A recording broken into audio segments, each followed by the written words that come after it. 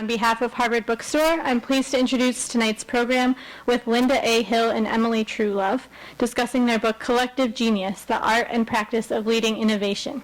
Linda A. Hill is the Wallace Brett Donham Professor of Business Administration at the Harvard Business School and Faculty Chair of the Leadership Initiative. Her other books include Becoming a Manager and Being the Boss with co-author Kent Lineback. She has been named by Thinkers 50 as one of the top 10 management thinkers in the world and was twice nominated for their Leadership Award. Emily Truelove is a researcher with a focus on leadership, innovation, and organizational change in businesses throughout the world. She is currently completing a PhD in organization studies at MIT Sloan School of Management. She has previously been a research associate at Harvard Business School and at ICEDR, a consortium of global companies focused on global talent management.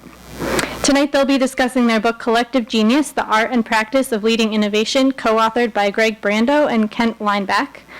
Tim Brown, President and CEO of IDEO, writes that collective genius reveals the principles by which we can unlock the collective potential of our colleagues and release the creative potential of our organizations. And Tony Hsieh, CEO of Zappos, calls it a great read for anyone leading a team, organization, or community. We're very pleased to bring the conversation to Harvard Bookstore tonight. And first, please join me in welcoming Linda Hill. Well, it's really a privilege to be here with all of you and to see so many friendly faces and also new faces. So Emily and I just want to take a few minutes to give you a sense of why we wrote this book and what it's about, and then we'd really like to keep this most of the time open to answer your questions. So as you heard, we're a part of a team. There are two other men who write with us, and we're all still friendly. One of the questions that people keep asking me, I've just been doing lots of interviews, is do you still speak to each other? And I think we're really eager to start doing the next thing. So we are very, very happy that we're here with you, and I want to say that I see one person in the audience who, as you will notice, the book is dedicated to my research associates, and one of them is here, Dana, and I must acknowledge Dana because without Dana and some others, this book would not have been written. So this is really an effort that is a joint effort of a lot of people, and it's very important to us that we have all of you here to enjoy this with us. So the question, as you heard, I'm a business professor. So one of the questions that I get asked a lot is, how can I build an organization that can innovate time and again, not just once, but routinely? And my responsibility as the head of the Leadership Initiative at the Harvard Business School is to figure out what we should be teaching people about leadership, or help the school figure that out, and also how we should be doing that.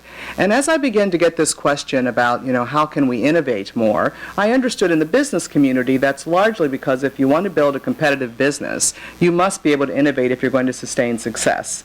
And I also get this question, and I have a lot, and was already getting it, maybe really a lot, starting about 13 years ago, from people in the not-for-profit sector. And I actually spend a lot of my time in the not-for-profit sector as well. And we only have one person that we really studied who is in that sector, but I think we'd assume that some of the principles we're finding in business will be definitely relevant for that sector as well. So what I'd like to do is tell you what we did and then give you sort of a broad overview of what we found, and then Emily's going to dig a little deeper into that.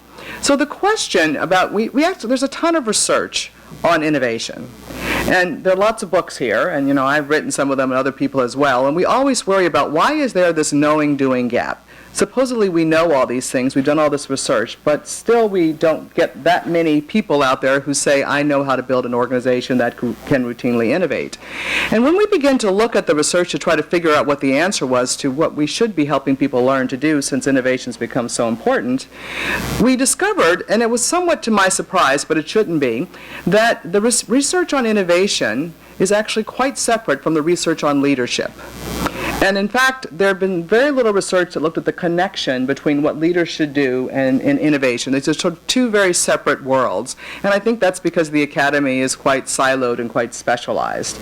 Now, Emily and I, for this project, we have actually used the methods of anthropology to try to get at the question of what's the connection between leadership and innovation. In particular, what do really great leaders of innovation do? And so what that means, by using the methods of anthropology, is that we have to go around the world, because we believe that all research must be global in its outlook, and we went to a number of different countries. I think we went to pretty much every continent. Did not go to Antarctica looking for anybody, though, just to be clear, but went to a lot of the continents you'd like to go to. We haven't written about all that we actually studied, I want to tell you, because you all don't want to read books that are too long, so we had only really focused on 12 leaders. But we went around the world in doing this research, and we also wanted to make sure we looked at lots of leaders in different industries. So I guess we should pass this out. Sure. Why don't we do that? And you'll see the leaders that thank you, Emily. We actually ended up studying. And we looked at CEOs, we looked at middle managers, we looked at some people who were in organizations that I think you all would say were very supportive of innovation. We looked at others where, in fact, not so supportive, maybe even hostile environments for trying to do innovation. So we looked at a range of different organizations. And the question, again, always was, what are these leaders actually doing? So on average, we spent, I guess, 35 to 45 days on the ground with each of these leaders, and in some instances, a lot more. And because we were very slow about this research, we got to see some of these leaders in a range of different contexts. So one of the leaders that we studied, when we met him, was at Fiat, and he was the person who really turned around the Fiat 500.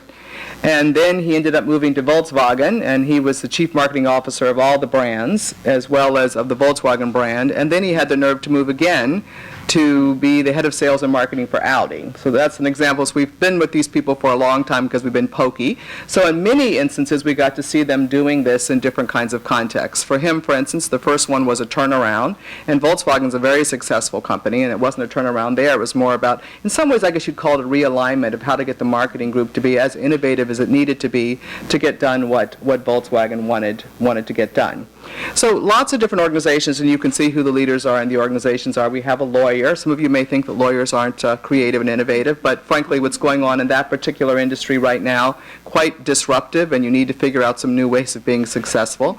So you can see the list, and what we did is simply spend time with them, watch them as they actually led, so we could see that connection between leadership and innovation, and interviewed them, their colleagues, sometimes their stakeholders and clients, to get a feel for what these people were doing, who they were, and I guess more, how they were doing it. So that's the research. So for those of you who are the academics in the audience, we did break the rule of only studying people who were exceptional at this. We did not contrast them with people who are really, really bad at it. I'm not exactly sure where you'd find that sample and who that would be, but I will tell you that the other part of it, and I'm going to make a little plug for this, we are now in the process of trying to create some tools to help people do this stuff, and one of the tools is to do an assessment, and I will leave you for sure. I don't know, we forgot to put our website on there, didn't we?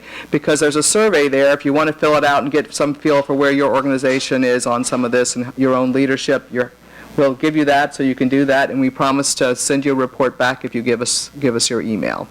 So that's what we did. And our basic finding is a little bit troubling for me, and I'll tell you why in a minute. And that is because the conventional notion of what makes for a great leader is inconsistent with what you need to do if you want to build an organization that can truly innovate.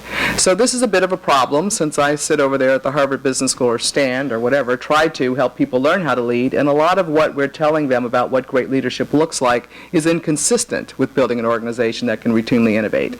So my head is spinning now, and I'm trying to think about how I'm going to do things differently going forward as well. And the inconsistency is this.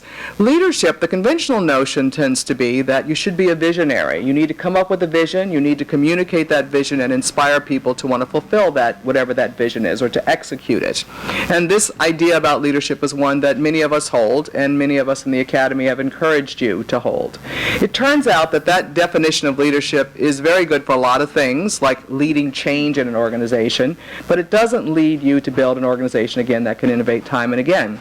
Now, almost all of the leaders, I would actually say all of them, but they may not say that, were in fact visionaries.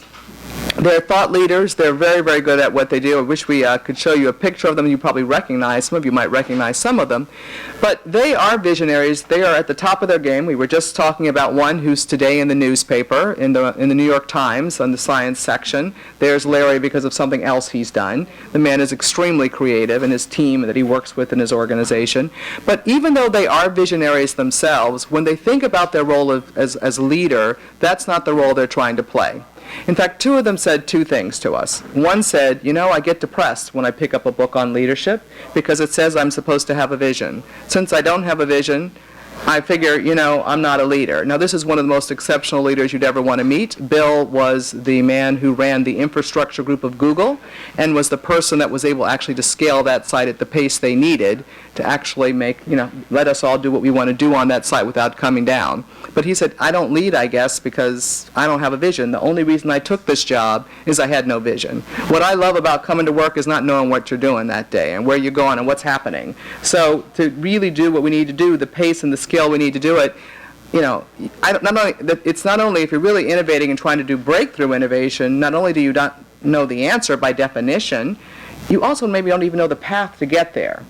So that was a little troubling, and I thought, well, he's not going to read any of my books on leadership because, although mine don't say that right in the front, but they may be buried somewhere in there in parts of it.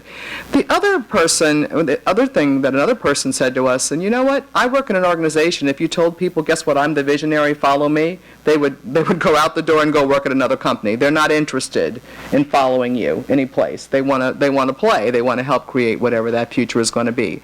So instead, what we found these leaders did is that they really spent their time and energy focusing on how can I build an organization or a team that is willing and able to innovate. And willing and able are both very important pieces of this puzzle. How do I shape a context or an environment in which people are willing and able to lead? And that's what we've actually written about in the book. And we've written it, there is an integrated framework, and it's on the page you have here. Because we do feel we wanted to provide some sort of frame or model for you to have to think about where you should focus your time and attention. And my last book, we had 3 imperatives, and that was easier to talk about. This one has more to it. But fundamentally, what you want to think about is how do I build an organization that's willing and able? And let us say a little bit more about willing and then able. So the thing that we have to remind ourselves, I guess I should set this context up a bit, is if you think about how innovation happens, there is often this myth of how innovation happens, and that is that you have some lone genius like Einstein having an aha moment. But that's actually, as all of you who've engaged in innovative work, that's not the way it happens. The first thing about most innovations is that they usually are the result of collaborative problem solving. You actually need diversity, different perspectives, and you need a little conflict to get innovation, so it usually involves some degree of collaboration. So the first thing about innovation is that it involves collaborative problem solving. The second thing about innovation is usually, even going back to what I said about the leader who said, I'm not a leader, I guess, because I don't know where I'm going or even quite how I'm going to get there yet. But the second thing about it is that most innovation is the result of discovery-driven learning. You basically act and learn and sort of move forward that way. And so for those of you who study design thinking or any of that kind of thing, that's how innovation happens. It's a lot of false starts, trial and error, missteps, etc. A very iterative process, not straight at all. You can't plan for it at all. So it's about, can you learn and discover along the way?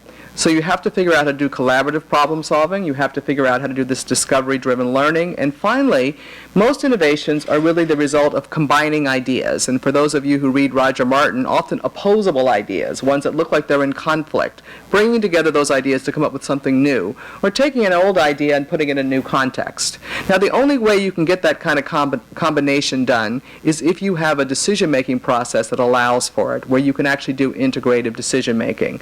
Because if, in fact, you're going to be the one that decides, you count and not this side, then you're going to take that person's idea and not this person's idea. If you want to be able to combine them, it's important that you don't compromise too quickly, because that's the easy thing to do. And many of us know when we've compromised, we've rolled our eyes and said, I just can't take it anymore, I'm going to compromise. Or you let somebody dominate. You sort of say, you do it, you decide. If you decide, you make decisions either one of those ways, you're not probably going to get the kinds of combinations you need to truly do innovative work. And I do want to say that in the examples that we provide in the book, some of it is about people who are trying to do innovations that are truly breakthrough, new pioneers, etc. Others are trying to really create situations in which the front line is doing everyday innovation for their customers.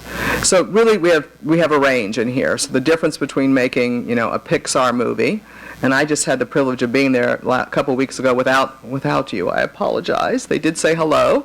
Or again, this one Indian IT outsourcing company, talking to them the other day, they were talking again about how every person, these young graduates from the university, have only been there for 6 months, working out in outsourcing, out in some client somewhere in a different country, is told, go beyond your contract. Do what the contract requires, but if you really want to build a relationship with your customer, you need to think of innovative ways to help that customer's business be even more valuable to their customers. So different kinds of circumstances, and we still saw some common patterns.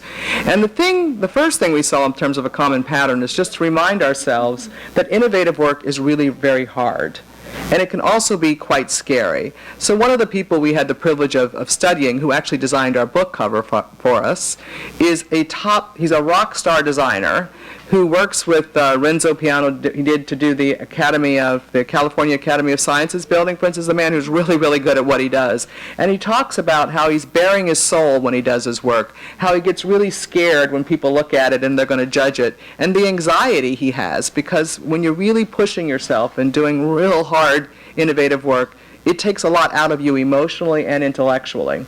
So we got to keep that in mind when we're thinking about building these organizations. How do we help people do that kind of work? Now, do you want to do willing? Or should I and then you'll do able? Okay. So willing is about creating, as you can see here, a sense of community. It's really about culture building. How do you build in your organization the sense that we're all part of a community? And one of the things that's very critical to that is we have a sense of shared purpose. So the leaders don't spend their time on vision so much, but they do spend their time talking about who are we and why are we together. It's not so much, where are we going, but who are we? Why are we together? Why does this matter? And if you don't build that sense of shared purpose, it's really not worth it to do that emotionally and intellectually scary work. Why should I bother if I don't really care about what we're up to, really? And that's really the motivator, that we have this shared purpose that we really care about. And many of the people even had, for instance, Mrs. Kim, who's a person we studied who brought luxury brands to Korea. She sells handbags, beautiful handbags, and backpacks and other things, and she wants us all to spend lots of money for those things. And she's a businesswoman. But the reason why Mrs. Kim got into this business is because she's very concerned that Asian women are the major market for luxury goods, and there are not very many Asian women in the business who are shaping what luxury means, and therefore the image she thinks that women are getting from luxury goods is really, and this is her language, they're being treated as concubines. So she got into the business to have a notion of luxury for Asian women that really reflected more who they were, and also to give them a more empowered sense. And so that shows up in everything that she does about her business. But in the end, also, that is the end, but she is selling handbags. When I talked to a British man about, why did you join this company, he said, I joined it because Mrs. Kim is like the best at what she does. They are actually, for many weeks, they're beating Louis Vuitton, Prada, and they're a little group, a lot of them single women in Korea. It's not easy to be in that kind of position in that country. And he said to me after a few months, he said, at first I thought this was this nonsense, this concubine, I'm just trying to get, it's about the resume and learning the things I can learn from her, but I'm beginning to take this moves me in a different way when I think about that product is beginning to define how people think about themselves because of how luxury works. So this sense of purpose is important. Then there's also, and I won't go through each of them, but there's a set of shared values, things we care about, and also rules of how we're supposed to interact and think that we all share that actually help us also do this collaborative, discovery-driven, integrative kind of work. And I would just say one of the values, just to point out one of them, is all of these organizations really value bold ambition. We don't know if that's the best way to describe it, but that was the only word we could come up with. Don't think we put those down there, the four values. But the bold ambition is very important because we have this sense of purpose and we really have these stretches, our appetite's bigger than our capabilities, it forces us to have to be innovative, because that's the only way you're going to, quote, as one of the software engineers said, the wicked problems that we're facing. So the problems are so wicked, they in their own right, there's almost intrinsically motivating to try to get them done, and it's tied to that purpose. So that's a very important part of that. The rules of engagement, there are these rules about how you interact and rules about how you think. And one of the things about how you think that I'll just mention, there are many that there are actually 3 of each. We didn't see the how we think rules. We first saw the how we interact rules, and then we saw those. One of the how we think rules is that we're allowed to question everything. And the other very important one is we all need to learn how to be better active listeners and inquirers. And I know I could use a lot of practice with active listening and inquiring. But the other part of this is we all need to know how to advocate, how to really make an argument and have proof for our point of view. Because in these organizations, yes, you listen and you inquire, but guess what? You need to know how to advocate, and you need to provide data to support what your position is. So I'm not going to go through each of those, but there is a set of rules of engagement under each of those that we saw made a big difference in being the foundation that supported the kind of work that needed to be done. So would you like to do Abel? Sure. Okay. So as Linda set things up, the leaders that we studied from different companies, different countries, different industries, they really focused on making sure that their organizations were both willing and able to innovate. And so Linda covered the willingness piece, and that's really the foundation for making sure that you have an organization that's going to be able to innovate. But it's necessary and not sufficient on its own. Because in order to sustain innovation over time, what organizations need to do is develop 3 key capabilities. And I'll just talk about each of those briefly. And I thought I'd give you an example with each of them from Pixar Animation Studios, where we spent a lot of time and where I think people are always curious to hear about, and we're all familiar with their films. So the first capability is creative abrasion. And this is really the ability to come up with new ideas through intellectual discourse and debate. And creative abrasion is, I'm sure we've all been in these situations, it's when you have that idea sparring, when you get people who think differently together in a room and really begin to kind of abrade their ideas up against each other and make sure that they're coming up with better and better ideas. Now, for most of us, it's actually pretty difficult to do this because, first of all, a lot of us don't like to embrace conflict. If anything, we avoid it. And then the other thing is that even if people are really trying to focus on the ideas, it's often difficult because people can kind of get their feelings hurt if their ideas aren't the ones that are accepted. So what we found is that it's very important for the leader to play a role in shaping the kind of environment where creative abrasion can actually happen, and it's pretty rare to see. So the first thing leaders need to do is make sure that they're really creating an environment that balances support on one hand and confrontation on the other. So support is about making sure that people feel psychologically safe enough to actually share their ideas, so they feel like I can take a risk, I'm not going to be punished if this idea turns out to be a dumb one. But on the other hand, the companies we studied, it matters that you perform. And so the leaders had to make sure that there was some confrontation built in the system so that people weren't actually getting too comfortable just kind of sharing their ideas and leaving it at that. They actually wanted people to have these good fights. The other things that leaders really need to do is make sure that people feel that they're valued for their individual identity, that their ideas actually matter, that the diversity in the organization, and we mean intellectual diversity, is there for an actual reason. But then at the same time, they need to make sure that the group is actually focusing on that collective identity, that fundamentally that the group is going to be able to perform collectively as a group, and that's what we see in the Pixar movies, which are obviously a single collective effort. So at Pixar, one of the practices that Linda and I were very lucky to see was called the dailies, and it's where the animators would come and meet with the director and go over a particular scene in a movie. So one of the interesting things about the animators at Pixar is that while they actually work on the computer, they're trained, most of them I should say, are trained as actors. And so they would come in a room together each day and actually act out the scenes. And it was fascinating because you would have people who had the same information about the characters, but then they would actually have really different interpretations. And so these were supportive sessions in the sense that these are people who are truly, if you're an animator at Pixar, you're literally the best in the world at what you do.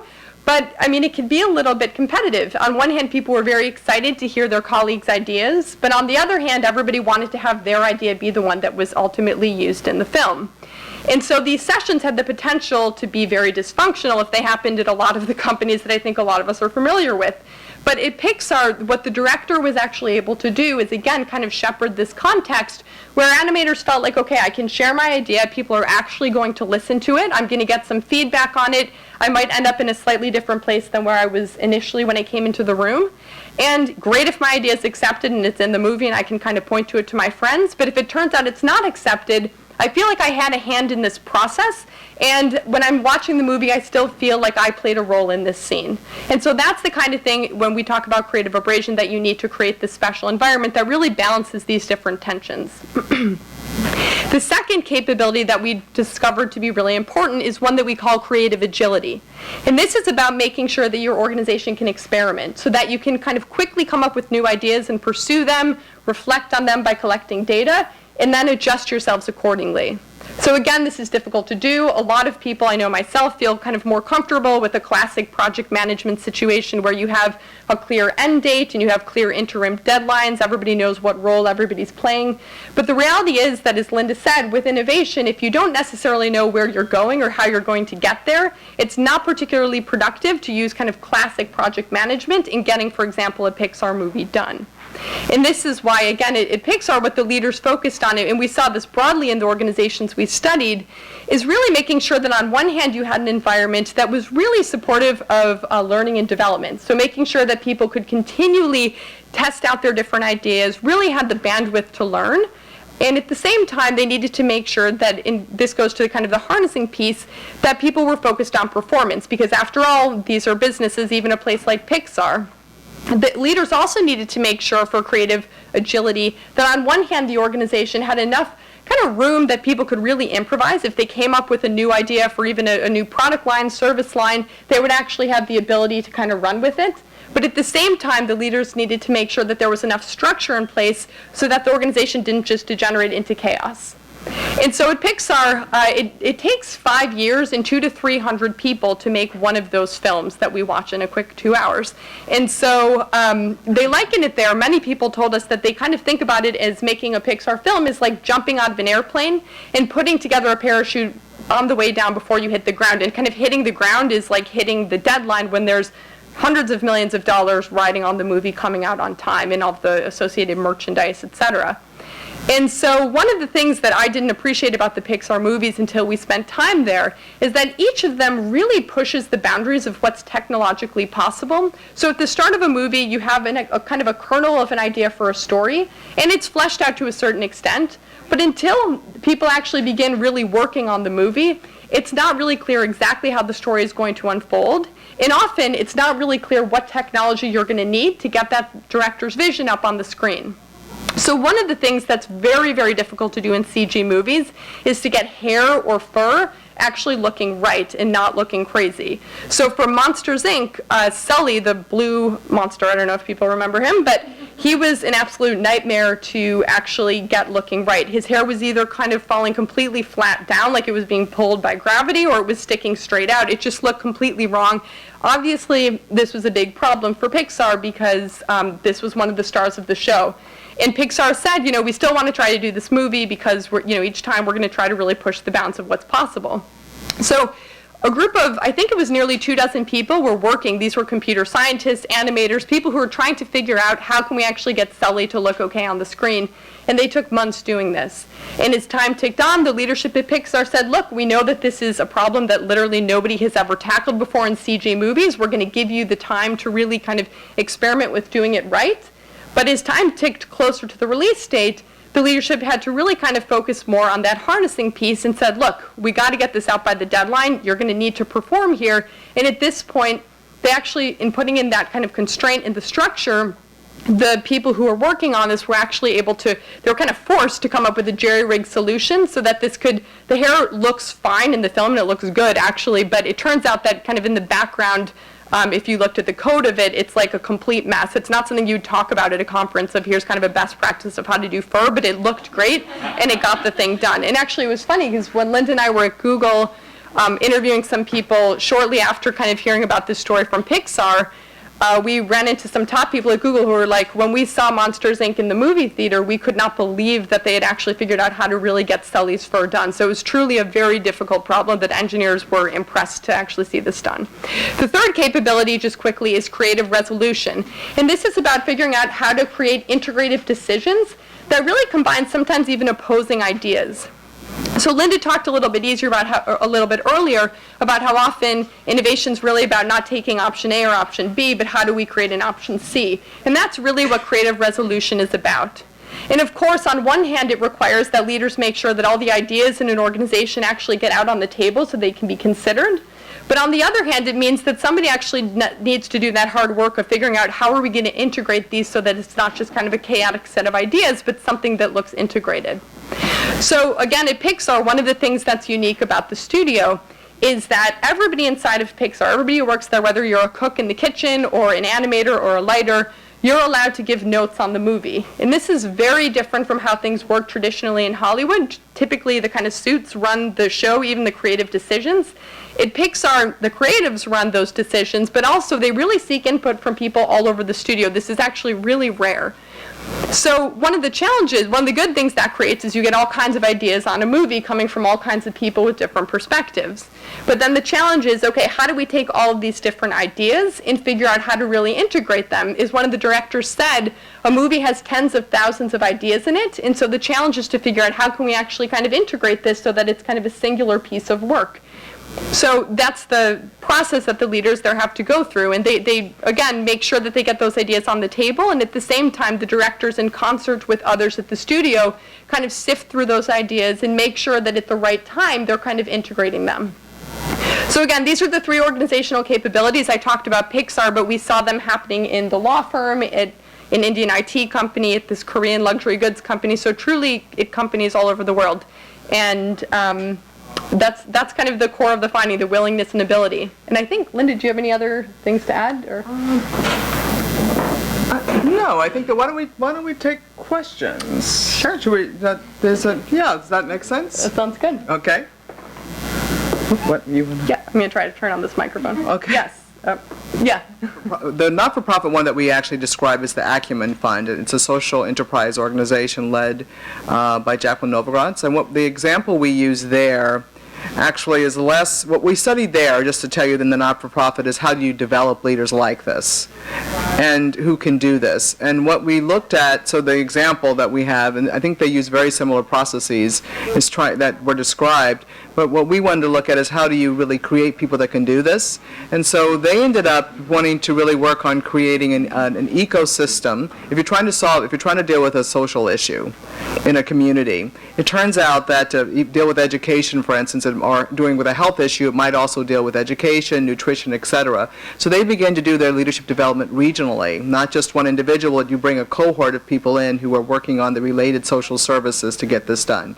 So we did just begin to do some studying of what does it take to build that sense of community across a whole ecosystem, because that's often what's required to address social issues. Similar principles. First, you do have to get the structure of governance and all that in place, but then you also need to think about this community building, this soft side of it, because if people don't have that connection, that they don't have that conversation, etc., it doesn't work. So similar process. I don't know if that's the kind of thing you mean. So they also begin to develop the leaders together as a cohort in a region instead of doing it as an individual leader. Probably companies could benefit from doing more of that as well. So do you and the spark, Sure. How do you keep the spark going? Sure. Yep. So the question is, once you've been very innovative, you begin to get comfortable, and so how can you make sure you kind of still have the fire, the pressure to perform? So one thing that strikes me is we were talking to Ed Catmull, who's one of the founders of Pixar, about this very question.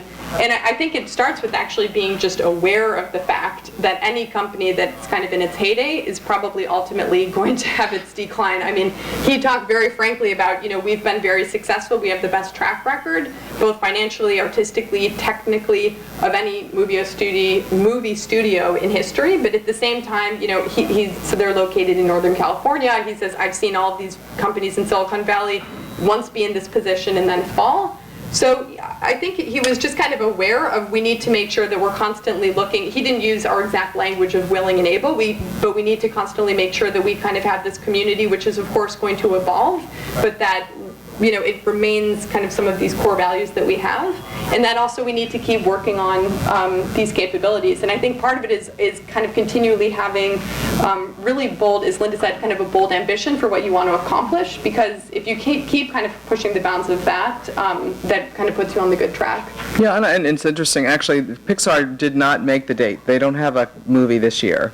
And Ed just wrote his own book, and I highly recommend it, Creativity, Inc., and it's in part, he wrote it because he wanted to write about his relationship with Steve Jobs, because one of the things that Emily and I usually get, maybe one of you is going to ask us this question, is this doesn't fit at all what we hear about Steve Jobs. Well, this is Steve Jobs' other company, Pixar, and he clearly behaved differently at Pixar, and he must have understood that this culture and the way they did things is what allowed them to be successful. And if you read, Ed talks about there were a few meetings, and he only says a few in a way that he didn't let Steve come to because he had such a big personality.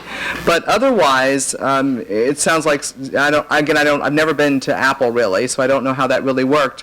But I think the other thing, bold ambition, what really worried Ed is if the movies, if they weren't not a bomb, because you don't want a bomb or a failure, but frankly, you become too safe. It's not so much that he was even worried about complacency, but once you get into a position where you've been very successful, you're not willing to go to the edge, right? Which is really necessary, like you've done in the past, and so you start doing mediocre work, as opposed to this complacency. And so if we don't have some missteps and some mistakes, problem. Now, I was asking him, is it bittersweet that, because in his book he writes about Frozen. So Ed, not only do they run Pixar, but they also have been turning around Disney animation, as many of you may know, particularly if you have children who or maybe adults too, who've been watching Frozen. Frozen did very well. Pixar has no movie. Frozen actually did win Academy Awards. That's the one they've been turning around. But so this poor man has been running back and forth, running two different places. But I also, just one of the things I'm thinking about, just because, and why we chose Pixar, not only because you know it, but it's partly relates to the title of the book. Because at Pixar, they say everybody has a slice of genius. And the role of the leader is to figure out how to unleash that slice of genius, really amplify all those slices of genius, and figure out how to leverage them and turn them into the collective good or the collective genius. And so this idea that one of the things that we see in these organizations, and there really are a range here, is that fundamentally these leaders believe that everybody has ideas that are worth considering, and they want people to feel like there are different slices of genius, but different sizes, I guess I should say, even. When they talk about that, but you are trying to get the A team. You want to really they work very hard.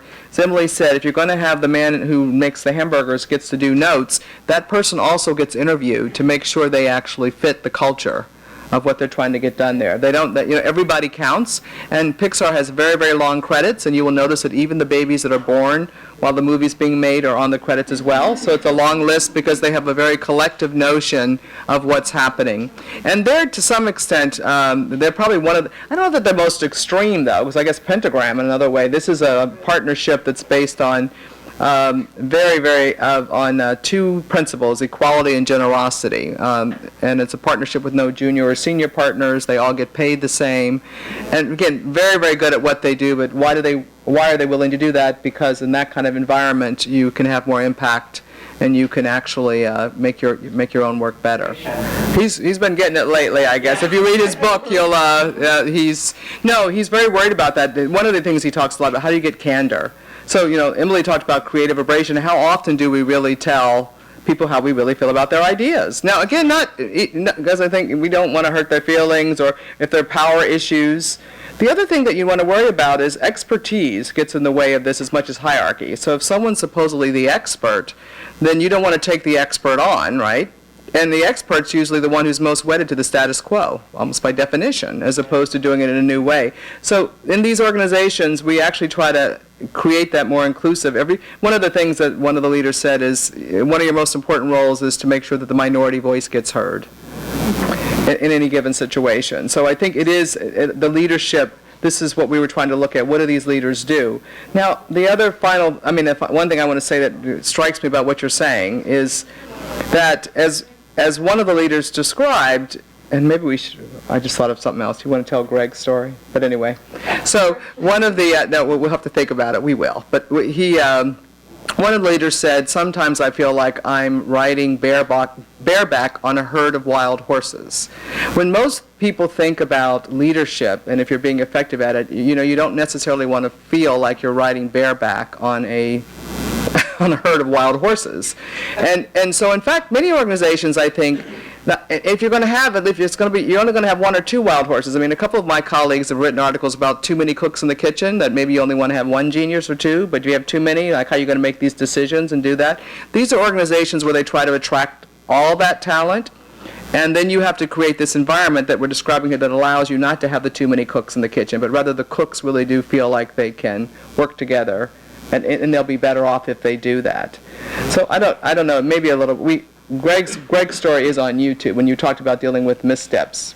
Why don't you tell that story? I would just add two other things, though, about one of the things we've seen some of the leaders do to make sure that they're actually getting those other ideas. So the lawyer who we studied, the partner at a law firm, and then also the guy who ran infrastructure at Google, both talked about the importance of entering a conversation and not really saying up front what you're thinking about it, but actually kind of letting other people share their ideas, because he says, once I say, I kind of think it's a little bit better to go this way, it's going to be hard for people to disagree. Another person we studied was a CEO who had a blog, I'm forgetting what it was called, but it was something like My Problems or My Questions, right. This is Beneath, and he would basically say, rather than you guys all come to me with your questions, I'm going to come to you and say, look, I have things I'm confused about for how we should run this business, and try to really kind of actively solicit ideas. But on to Greg's story. So Greg is one of our co-authors, and we'll embarrass him here. I think we wrote about this in the book. We did. We're not embarrassing in a way that's, So Greg ran the systems group at Pixar, and they have a huge job, which is making sure that, as they say, they supply the digital pens and pencils to get the movie done. So this was a very complex job, given the complexity of a Pixar movie. And one of the key things that they did, in addition to rendering the movies, was actually making sure that they were storing all the data. So the whole movie is just like sitting on a bunch of computers somewhere at Pixar. So Greg's group was responsible for making sure that that data was secure. And it turned out that when they were making Toy Story 2, so this is over a decade ago at this point, his team lost the movie, like it got deleted after people had been working on it for months. So this is like the worst thing that can happen. And Greg was sure that he was literally sure that he was going to get fired, because it was like the worst case scenario. So he went the perfect storm. At least that's the perfect storm. So he went to talk to Ed, his boss, and I believe a couple other people who were his boss. Steve Jobs was involved in this. It was that big of a problem, obviously. And it turned out that Ed, to Greg's surprise, actually said to him, look, you've actually put all of the systems in place to make sure that this doesn't happen. As Linda said, it was an absolute perfect storm of things that occurred. And we kind of trust you, rather than looking at this and saying, okay, the problem must be that Greg's an idiot, which is what Greg's assumption was. Ed said, this is kind of the kind of thing where you're working on a really tough data storage problem, and if you've screwed it up, we know you're really good. We know how hard of a problem it is. So it's kind of that mindset. And so what ended up happening, though, and this kind of is what saves Greg a little bit, is that it turned out that one of the producers was actually out on maternity leave, and just on her home laptop computer, literally had what was there of the movie on her computer. And so they were able to get it back. But again, it was really an interesting story of the leader not having the mindset of you're fired, but rather, we just assumed this was a tough problem. And moreover, now that you've learned about it, like, you really can't ever let this happen again. And so we certainly want to keep you, because that way, we know that it's not going to happen. And I gather Steve Jobs also said, "Wow, we know we're jumping out without a parachute, but we didn't appreciate how far off on the cutting edge we were." Right. And the other thing is it demonstrates the culture of Pixar, because if you know anything about movie studios, very few people even get to see the movie. Emily was telling about the dailies. Nonetheless, someone can take the whole movie home, right? So again, as I said, it's not accidental, probably, that those credits include the babies. That's right. Right. Well, for sure, there are not that many organizations are not able to innovate. So you can, if you look at startups, for instance, there's usually a visionary who's deeply passionate and committed and drives it. But the problem is the visionary, you have one vision for one part of the business, but you don't maybe have the next vision to go forward. So part of the problem with scaling is if you continue to rely on yourself, as opposed to stepping back and building these capabilities and making the space and the kind of culture, you are going to run. I mean, you can be really good for quite a while. And as I said, we've studied some people who are really good. We're talking about big time, capable brains to figure out, very much visionary people in many of their fields. So these people, even though they really are thought leaders, they know that I can't let it all be me. And I need to step back and build this culture and these capabilities. So that's one piece of it. These organizations actually have a tremendous amount of transparency. Emily used the word psychological safety, but the extent to which the leader has to really role model, that they want this kind of transparency and they actually want to hear. And they get mad sometimes and they don't always do it right. But one of the things, Beneath, this is a company that now has 80,000 people. As I said, IT outsourcing company, and they were the company that actually created the industry in India. They ended up being number 5. They lost their position because of all the kinds of things complacency, all the things that happen here. And a young man was brought in. The founder brought in a young man to turn it around, who was in another part of his business. And that, I think, Vineet is by far, besides the most provocative individual that I've ever met, in the best sense of the word, but the amount of transparency that people can, as Emily said, he writes, his 360-degree feedback is up on the intranet. And as he said, it's dirty laundry. But what he said when he came to talk to executives here at Harvard Business School is he said, you earn trust every day. If you think that it's done once, no. Every day you can lose it. It's in everything you do. And people are so fearful now. I mean, particularly with the recession, you all should have become academics and gotten tenure, okay? Unless I kill somebody, I think I can keep my job. The rest of you, I was a very smart young lady when I was choosing my occupation, given the way the world has turned out. I mean, it's so much uncertainty. There's so much fear, legitimate fear that people have. So on the one hand, we need what we're describing here, and on the other hand, it's really hard to build because of the realities of what we're facing in different businesses. So I think that what you're describing is all too rare, and it shows up in that we don't see a whole lot of innovation.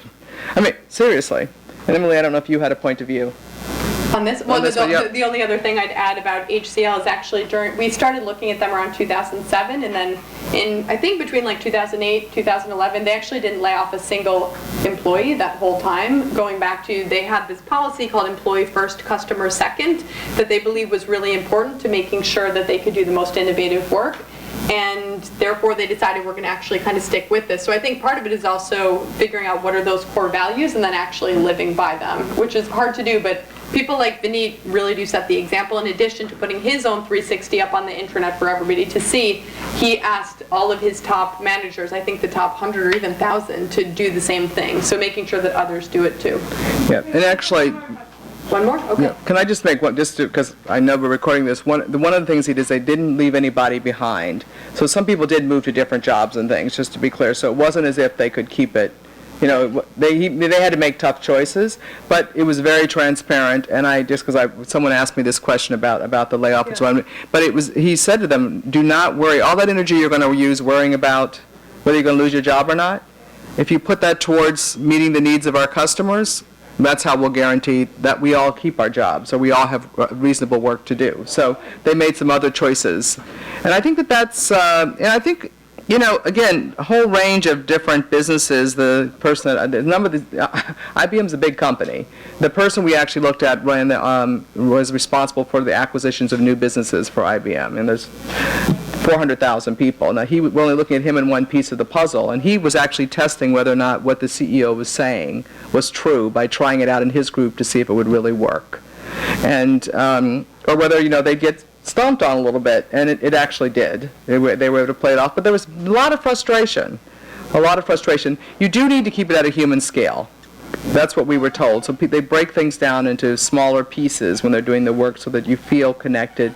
Even if Volkswagen, big company, but how do you break it down in small enough parts that we can feel comfortable knowing each other, really getting to know each other? They talked a lot about food and cooking. The lawyer cooked dinner for people and brought them to her home, competing law firms, and she really worried about where she sat so that people could, connect. And it's they're people who deeply get human nature. and human vulnerability, I would say. It varied. It varied. Questions about decision. Decision making, yes. Well, how was decision making? It actually varied. I mean, one company, they actually had a rule of consensus, or qualified consensus. That was an extreme. Okay, that was the partnership. The others, it varied. It was always made very clear. As I said, it was fairly fluid. It would move to where it needed to be, and then it was clear that these are the people that are going to make the decision, or this is the person who's going to make the decision. So those rules, there was that structure, and it varied how they did it. It was always very transparent what the process was. I mean, I was trying to think at eBay, when eBay Germany, when they were working on, they came up with, there was a certain piece, something that was going to be done that was much more innovative in choosing which ideas do we actually pursue. They ended up coming up with a committee that made that decision. And everybody understood what the process and the criteria were going to be, and they thought the process and the transparency, so the people understood how decisions were being made when yours wasn't selected, was fine. And then so they worked very hard to make sure that people thought that the procedural approach, however they were doing it, that people understood why that made sense. And the other time, Vineet, who's a very open man, he often used what he referred to as brute force. Right? Like, I'm top down, this is it, this is what's going to happen. So there wasn't one way, actually. It kind of depended. Right, yeah, I would say certainly what we did not see is decision-making by consensus. I think Greg actually says that at Pixar, like, a director makes the movie, obviously with the help of these hundreds of people, but it's certainly not a committee making the movie in the sense of all these decisions. So I think a lot of it, as Linda said, is the transparency, but making sure that whoever's in that leadership role, assuming they're the one making the decisions, which they often are, making sure that they're really spending the time to understand others' ideas, to make sure that they're actually getting a lot of input. So ultimately, even if there's one decision maker, that decision ends up being kind of a reflection of all that's happened in the weeks or months before. Yeah, Bill at Google was spectacular at this, how you have the engineers feel good about the fact that theirs wasn't the one chosen. He was, he had a whole process by which he actually worked that through. So it's a kind of it's a complicated question, and they had some real clever ways of working through that, but not one way.